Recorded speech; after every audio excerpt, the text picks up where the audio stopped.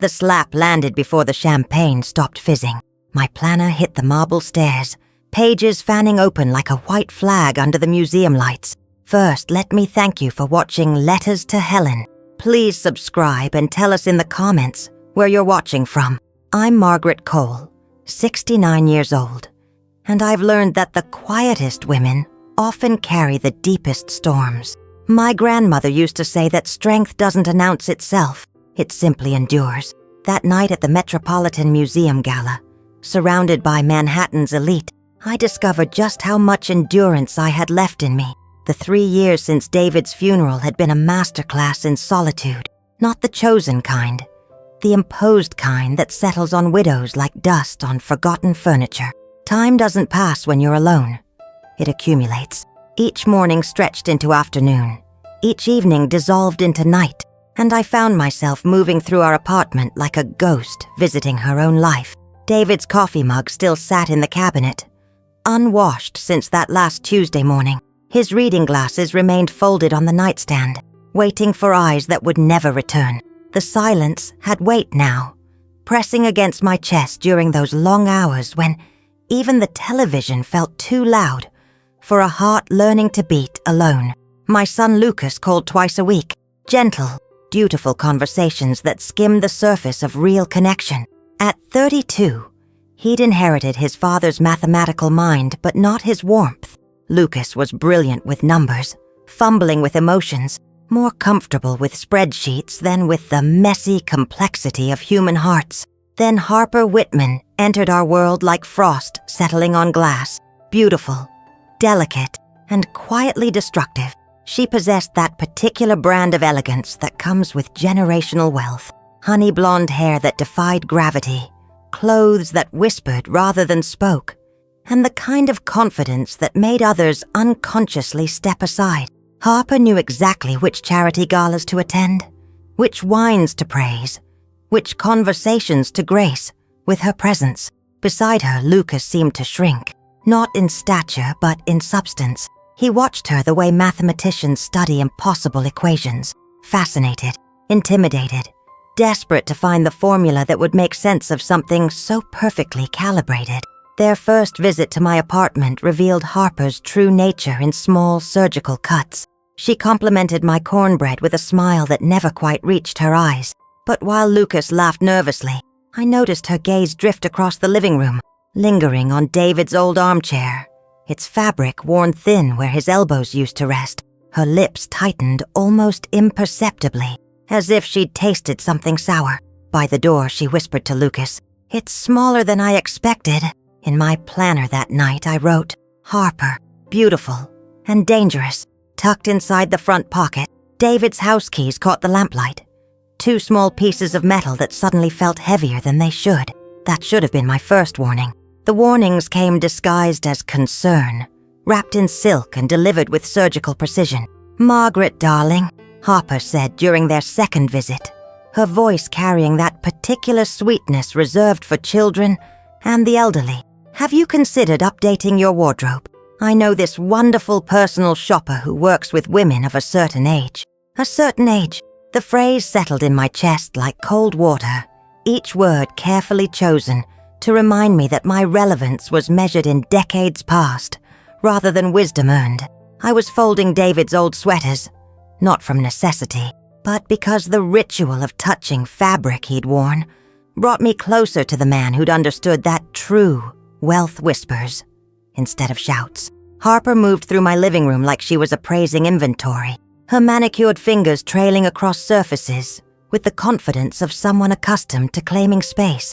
Without asking, she settled into David's chair, his reading chair where he'd spent countless evenings absorbed in Langston Hughes and James Baldwin. The leather still held the impression of his body, and watching her occupy that sacred space made my hands clench involuntarily around the sweater I was holding. "These colors," she continued, examining my burgundy cardigan as if it were evidence in a trial. "They're very safe, but you know what they say about playing it too safe at our stage of life. Our stage. As if 69 and 28 existed in the same universe of dreams and possibilities."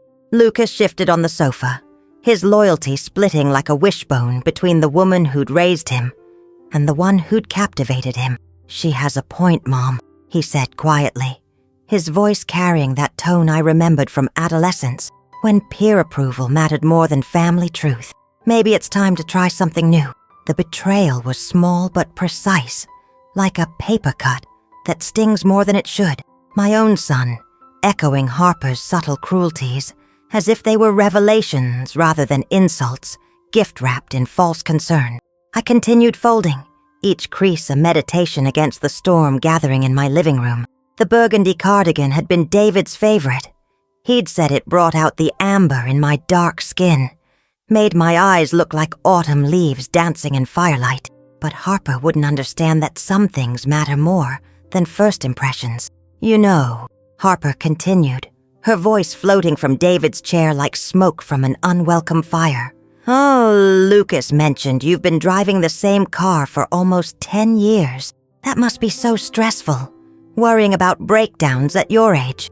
At your age, the refrain was becoming her signature symphony, each note designed to remind me that my expiration date was approaching faster than my relevance.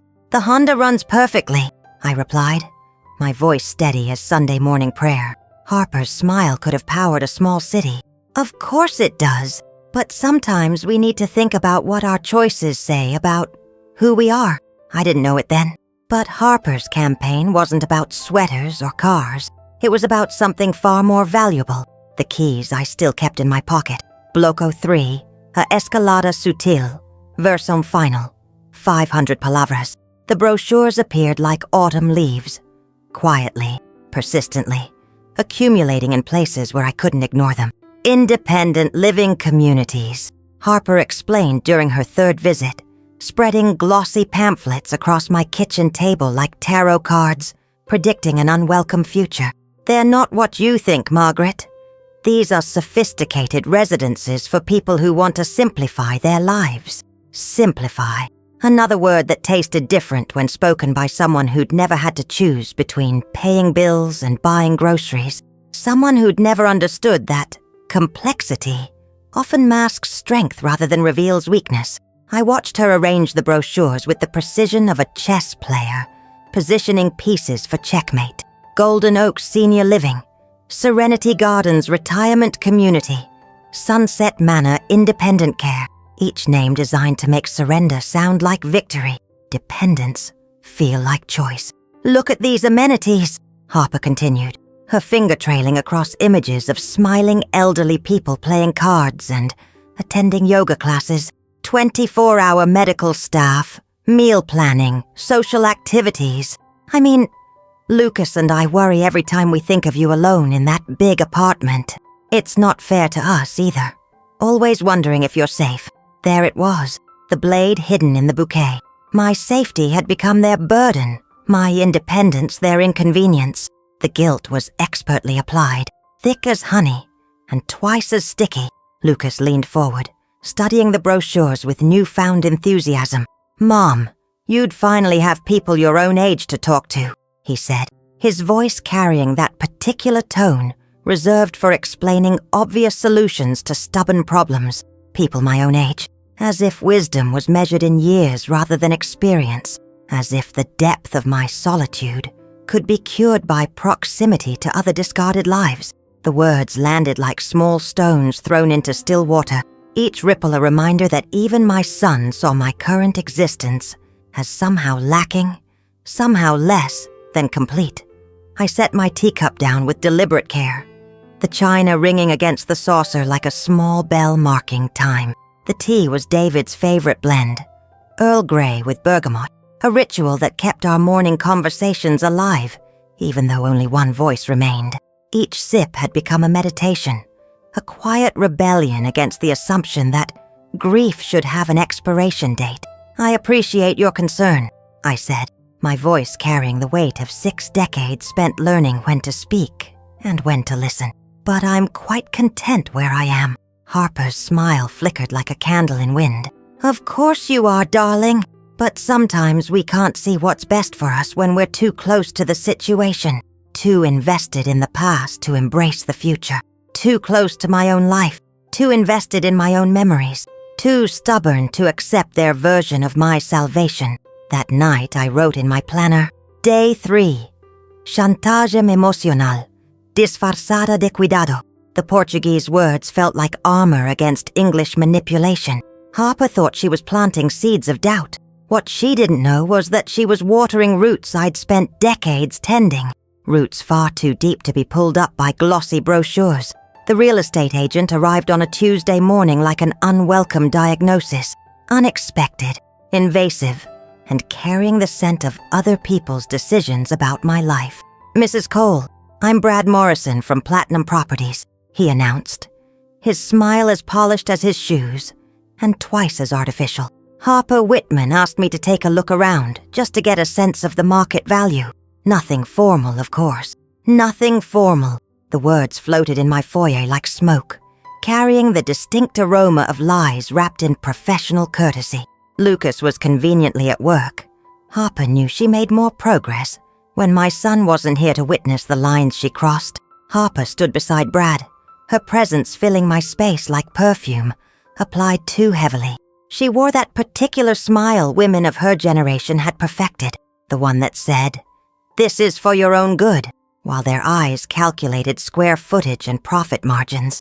"I hope you don't mind," she said, though her tone suggested my mind was irrelevant to the proceedings. "I just thought it would be helpful to know where things stand. You know, for planning purposes. Planning. As if my life had become a project requiring management, a problem-seeking solution. As if the apartment where David and I had slow danced in the kitchen on Saturday mornings was merely real estate waiting to be liquidated. I watched Brad's eyes sweep across my living room with the efficiency of a scanner, cataloging crown molding and hardwood floors, calculating updates needed and profits possible. His fingers traced door frames like a doctor checking for fever, and I found myself touching the planner in my cardigan pocket, a small anchor in the storm gathering around me. "Great bones," he murmured, making notes on his tablet. "Pre-war construction. Original details. The location alone." He paused, his expression shifting to that particular look real estate agents wore when they smelled money. "Mrs. Cole, you're sitting on a gold mine. A gold mine. My home reduced to geological metaphor. My sanctuary transformed into commodity." The agent moved through my rooms like he was already calculating commission, and I felt something cold settle in my chest. The recognition that Harper's campaign had moved from suggestion to reconnaissance. "The market for units like this is incredible right now," Brad continued, his voice carrying the enthusiasm of someone who'd never had to choose between financial security and emotional stability, especially with the renovations you could do. Knock down this wall, open up the kitchen, modernize the bathrooms, knock down walls that had heard 43 years of whispered conversations. My fingers found David's keys in my pocket, metal warming against my palm. The battle wasn't about bricks and mortar. It was about belonging, about the right to decide when sanctuary becomes sacrifice. I excused myself to the kitchen, gripping the kettle so tightly my knuckles turned white. The simple ritual of making tea had become my anchor in storms I hadn't seen coming. Behind me, I could hear Harper directing Brad's attention to problem areas, evidence that people had actually lived within these walls. Harper thought she was conducting a valuation.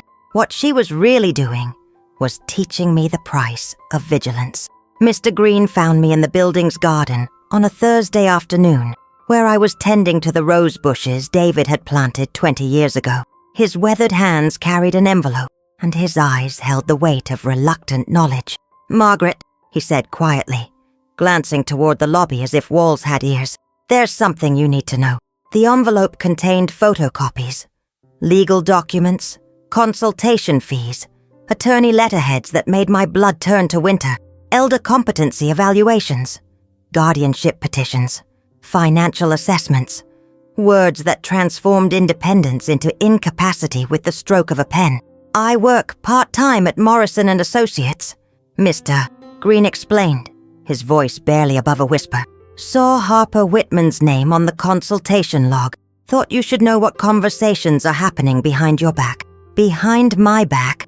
The phrase settled in my chest like stones in still water, each ripple spreading outward until my entire sense of safety felt disturbed. For weeks, while I'd been folding laundry and making tea and living the quiet life of a woman who'd earned her peace, Harper had been consulting lawyers about my mental fitness.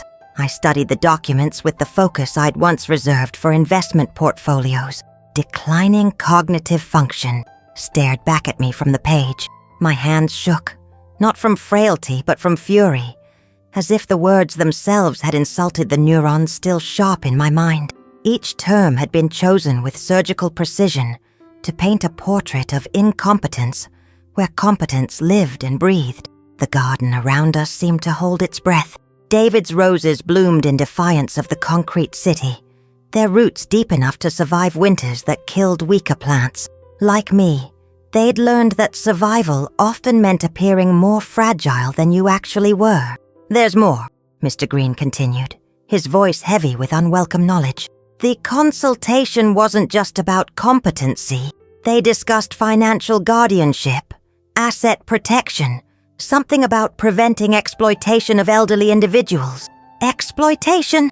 The irony tasted bitter as burnt coffee. The woman planning to exploit me was positioning herself as my protector, wrapping theft in the language of care, disguising manipulation as concern for my welfare. I folded the papers with deliberate calm, each crease a meditation against the rage building in my chest. 69 years had taught me that anger served better when it simmered than when it boiled, when it focused rather than scattered. "Thank you, Samuel," I said, using his first name for the first time in 20 years of neighborly politeness. For 20 years I had called him Mr. Green. Today he became Samuel, a friend, not just a neighbor. Crisis had a way of stripping formality down to its bones, revealing the human connections that mattered when everything else fell away. That evening, I called Nina Patel, the attorney David and I had used for our estate planning. Some conversations required professional translation, and this was one of them. "Nina," I said when she answered, "I need to understand something about guardianship law, and I need to understand it quickly." Harper thought she could strip me quietly, with lawyers and signatures. She had no idea the world would soon watch her unmask herself. Nina Patel's office smelled of leather-bound law books and the particular silence that comes with 30 years of keeping other people's secrets. Her hands, elegant as always despite approaching 70, spread documents across mahogany with the precision of a surgeon laying out instruments. "Margaret," she said, her voice carrying the weight of friendship that transcended professional boundaries. What Harper doesn't know could fill libraries. The financial records told a story I hadn't expected. Lucas and Harper weren't just living beyond their means. They were drowning in a lifestyle that demanded performance fees their salaries couldn't cover, designer clothes charged to credit cards with interest rates that would make loan sharks blush, a lease on a BMW that cost more per month than most people's rent, dinner bills at restaurants where the wine list started at what I spent on groceries in a month. "Your son has been using you as collateral," Nina explained, her finger tracing numbers that painted a portrait of desperation disguised as success. "He's listed your apartment as asset backing for a line of credit he opened 6 months ago." My stomach twisted as though I'd swallowed ice water, the betrayal colder than anything I'd ever known. While Harper had been performing concern about my competence, while Lucas had been nodding along with her suggestions about my safety, they'd been treating my home like their personal emergency fund. Nina turned the page to reveal signature after signature. It wasn't Harper's signature on those papers. It was my son's. Each name bore the weight of deliberate deception, each guarantee a promise made, with my security, as stakes in a game I'd never agreed to play. "They need the apartment, Margaret," Nina continued, her voice gentle as rain on garden soil. "Not just to simplify your life or ensure your safety. They need it to survive the financial house of cards they've built around themselves." The irony settled in my chest like November cold. The woman who'd spent weeks cataloging my incompetence had been orchestrating her own financial demise. The son who'd questioned my judgment had been gambling with my future to fund his present. I thought of David's old saying, "The loudest voices usually have the most to hide." O tempo non passa, si accumula, and with it, the wisdom to recognize patterns I'd seen before, in different faces, different circumstances. There's something else, Nina said, her tone shifting to the careful neutrality lawyers used when delivering news that changed everything. Harper's consultation wasn't just about competency. She's been researching the timeline for challenging wills, the process for claiming undue influence, the legal standing of engaged partners versus blood relatives. Engaged partners, not wives, not family. Women who'd positioned themselves close enough to claim inheritance without the commitment of marriage, smart enough to know that proximity could be more valuable than promises. The keys in my pocket seemed to pulse with new meaning. This wasn't just about my apartment. It was about my entire legacy. My life's work reduced to assets in someone else's emergency plan. Harper believed she could strip me in silence, behind office doors and legal documents. She had no idea the stage she'd chosen for her triumph would become the stage for her downfall. The Metropolitan Museum Gala invitation arrived 3 days later, embossed in gold script that promised an evening of charitable giving and social theater. Harper had mentioned it weeks before. Lucas served on the junior board, and attendance was expected rather than optional for those climbing Manhattan's carefully constructed social ladders. "You should come, Margaret," Harper had suggested during one of her increasingly frequent visits, her voice carrying that particular tone reserved for elderly relatives being granted special privileges. "It would be good for you to get out, be around people, as if I existed in isolation rather than by choice, as if my careful curation of solitude was symptom rather than strategy."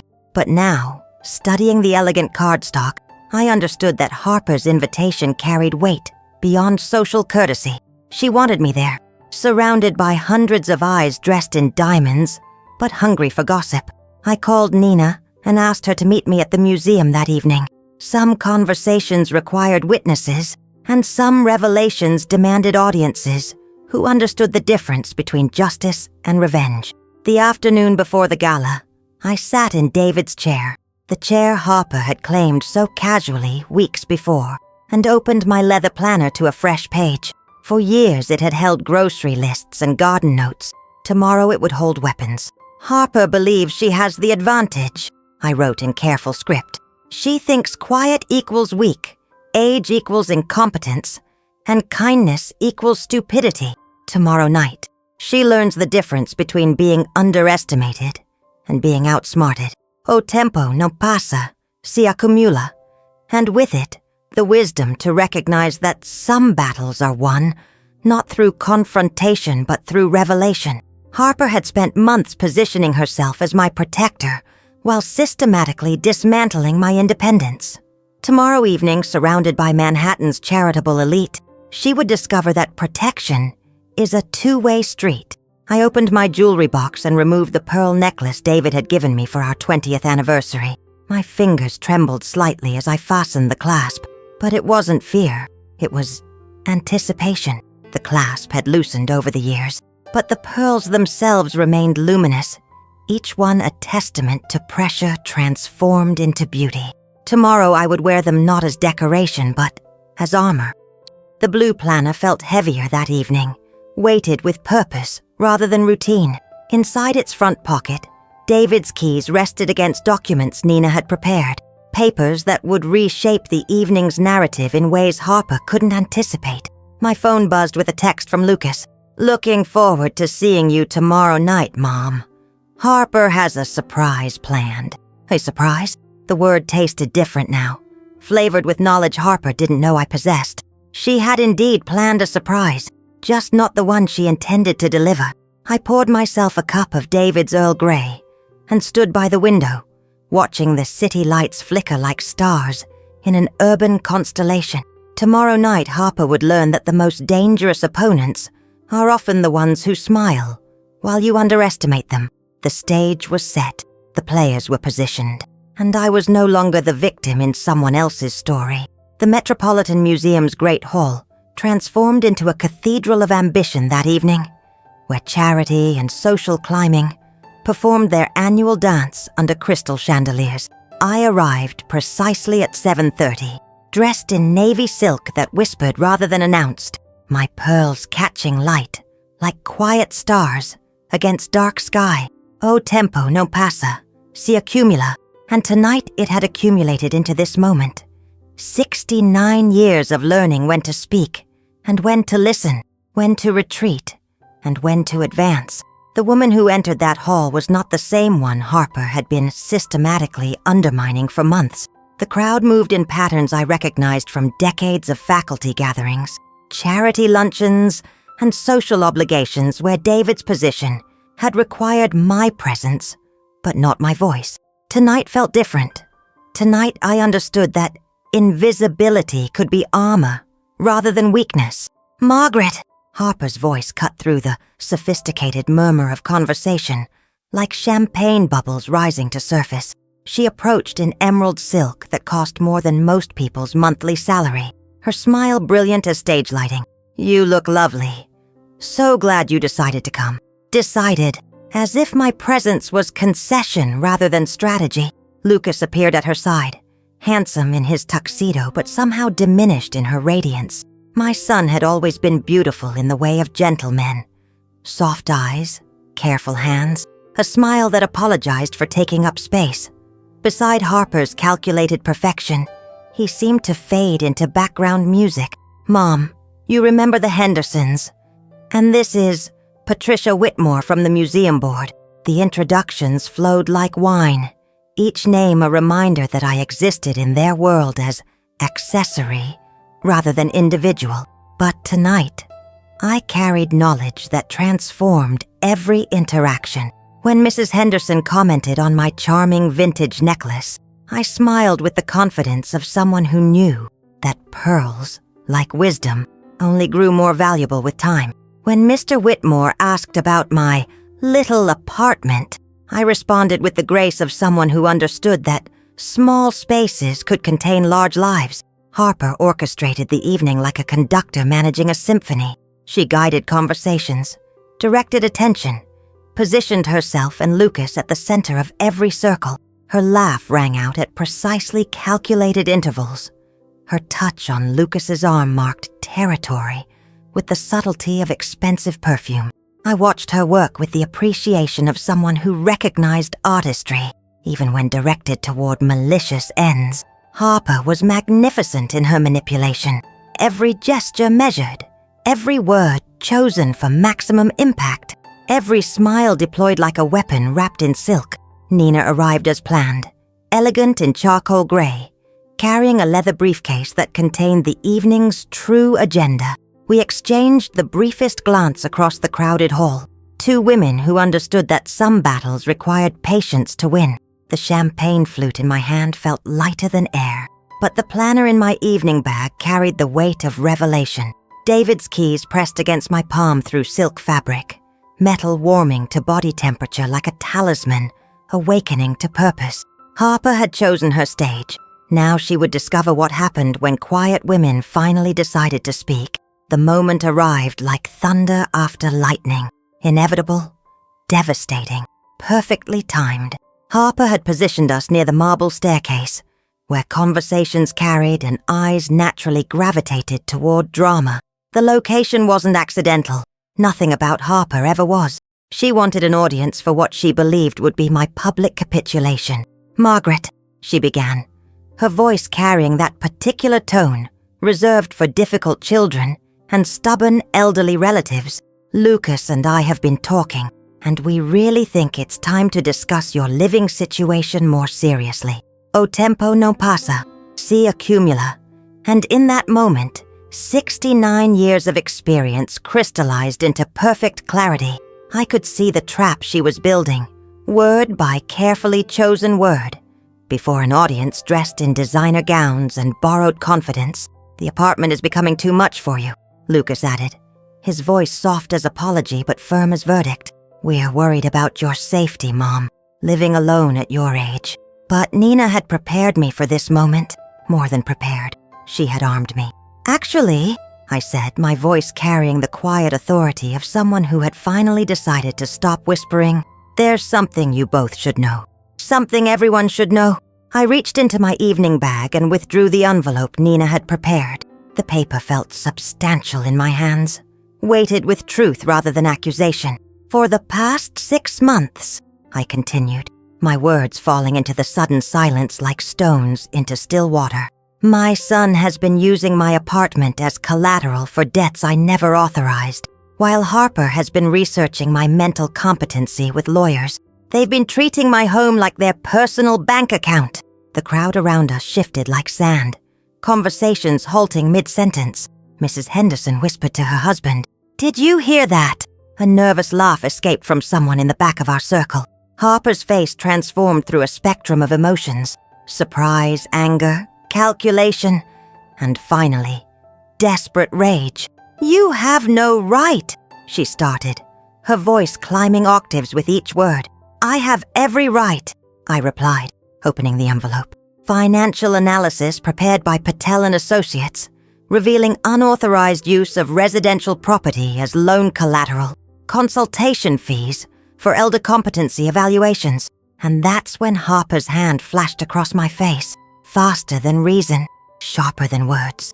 The slap echoed against the marble staircase, louder than the string quartet in the corner, silencing even the ambient murmur of 300 guests.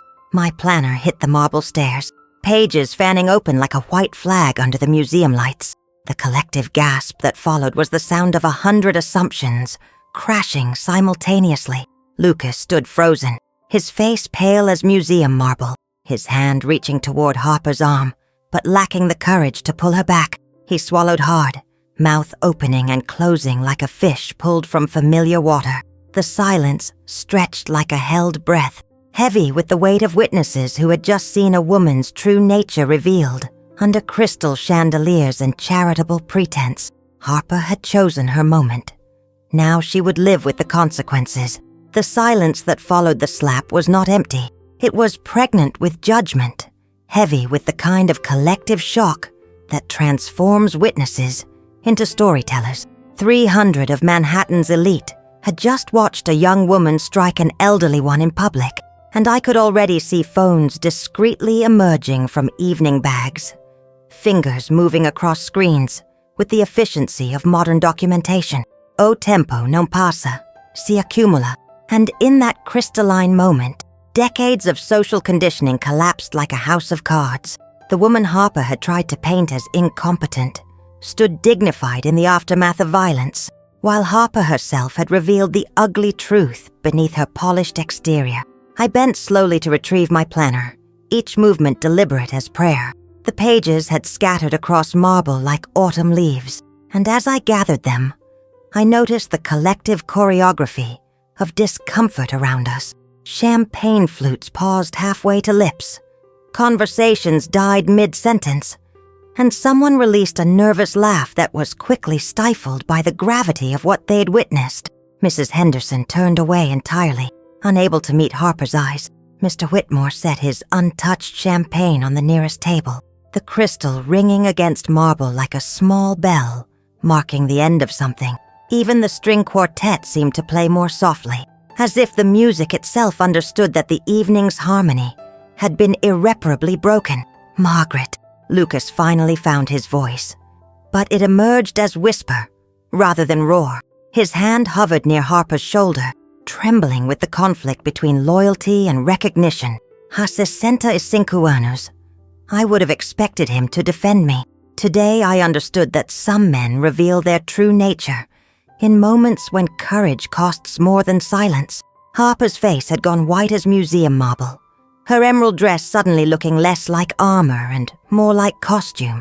The mask of sophisticated concern had shattered completely, revealing something raw and desperate underneath. "She's lying," Harper said, her voice climbing toward hysteria.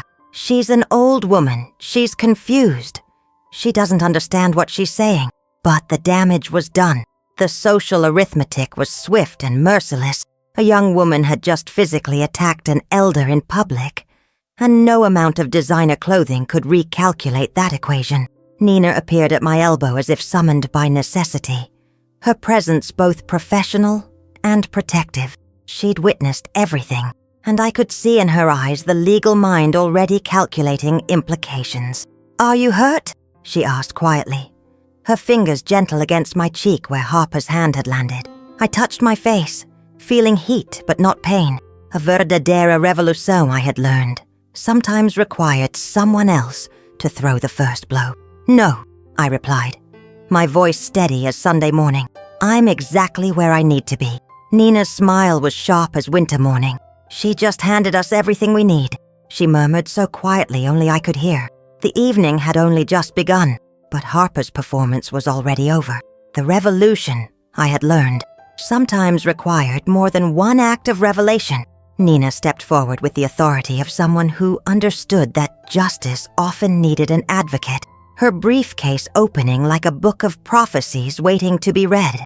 The crowd, still reeling from Harper's public violence, turned toward us with the fascination of people who sensed the evening's drama was far from over. "Ladies and gentlemen," Nina announced, her voice carrying the clarity that comes from 30 years of courtroom experience. "There's something else you should know about Mrs. Margaret Cole. O tempo non passa, si accumula." And in that moment, I felt the weight of every quiet choice I'd made over 3 decades of deliberate invisibility. The woman in discount cardigans was about to step fully into the light. "For the past 15 years, Nina continued, her words falling like stones into still water, the anonymous benefactor who has funded the museum's scholarship wing, supporting over 200 underprivileged students in their pursuit of arts education, has been standing right here among you." The silence that followed was different from the shocked quiet after Harper's slap. This was the silence of recalibration, of assumptions crashing against reality, like waves against unexpected cliffs. Mrs. Henderson's champagne flute slipped from her fingers, crystal shattering against marble in a sound that seemed to echo the breaking of every preconception in the room. Mr. Whitmore's mouth opened and closed like a man trying to solve an equation that had suddenly changed all its variables. "The Cole Foundation Scholarship Program," Nina continued, "funded entirely through Mrs. Cole's personal investments, has provided full tuition, housing, and stipend support for students who might otherwise never have accessed arts education." Harper's face transformed from white to gray, the color of old ashes. 300 pairs of eyes no longer looked at me with pity. They looked at Harper with disdain, at the woman who had just struck a philanthropist whose generosity had quietly changed lives while Harper focused on changing wardrobes. Lucas stood frozen, his expression cycling through bewilderment, recognition, and something that might have been shame. For 32 years, he'd known his mother as the woman who clipped coupons and drove an old Honda. He'd never thought to ask why frugality might be strategy rather than necessity. A verdadera revolução, I understood now, happens in the spaces between what people see and what actually exists. For 15 years, I'd let Manhattan's elite assume that quiet meant powerless, that simple meant poor, that invisibility meant irrelevance. "The total contribution," Nina concluded, "exceeds $2.7 million. The number hung in the air like smoke, reshaping every conversation that had occurred in that room. Touched my pearls, feeling their weight against my throat. David had been right. Smart money stays quiet.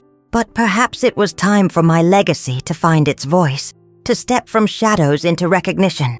The stage Harper had chosen for my humiliation had become the stage for her own undoing.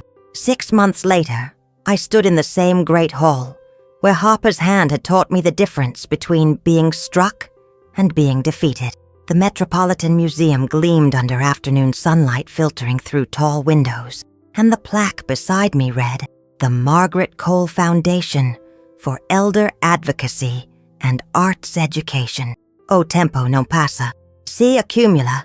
And in those months since the gala, I had learned that some revelations require seasons to fully bloom. The apartment Harper had coveted remained mine, but it was no longer a fortress against the world. It had become headquarters for something larger than my own security.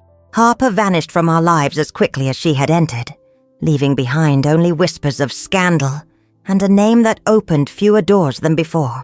Her carefully constructed social climbing had collapsed into social exile, and Manhattan's memory was long when it came to those who struck their elders in public. Lucas appeared at my elbow, his presence tentative as morning mist. The months had aged him in ways that years hadn't managed, carving lines around his eyes that spoke of sleepless nights and difficult reckonings. "Mom," he said, the word carrying weight it had never held before. "I wanted to thank me, for not giving up on him, for seeing something he couldn't see in himself, for teaching him that loyalty shouldn't cost integrity. It didn't happen overnight. Trust takes longer to rebuild than marble walls. But step by step, he was earning his place back. A verdadera revolution, I had learned, sometimes required forgiveness as much as justice." Lucas now volunteered with the Foundation's legal advocacy program, helping other families navigate the complex terrain of elder rights and financial exploitation. The work suited him. It combined his analytical mind with the empathy he'd inherited from David but had temporarily misplaced. I touched the pearl necklace at my throat, feeling their familiar weight against skin that had survived 69 years of weather and wisdom. David's keys remained in my purse, no longer symbols of what I needed to protect, but reminders of what I'd chosen to share. "Margaret Cole," a voice called from across the hall. I turned to see Maria Santos, the Foundation's first scholarship recipient, now graduated and working as a curator. She carried hope in her eyes and purpose in her stride. "Ha 65 años, I would have measured success by what I could accumulate. Today I understood that true wealth was measured by what I could give away while still remaining whole. The revolution, I had discovered, begins when quiet women finally trust their own voices. If you've ever been told your needs don't matter because of your age," I said to the cameras documenting the Foundation's launch, "you know exactly how my chest felt that night. Dignity is not negotiable. What would you have done in my situation? Have you ever faced something like this in your own family? Please share your thoughts in the comments. And don't forget to tell me what city you're watching from. Don't forget to subscribe. It truly helps spread these stories to more people who need them. Thank you so much for listening. Until the very end. This is Letters to Helen, and I'll see you in the next story. The slap had started a revolution, but the voice was mine.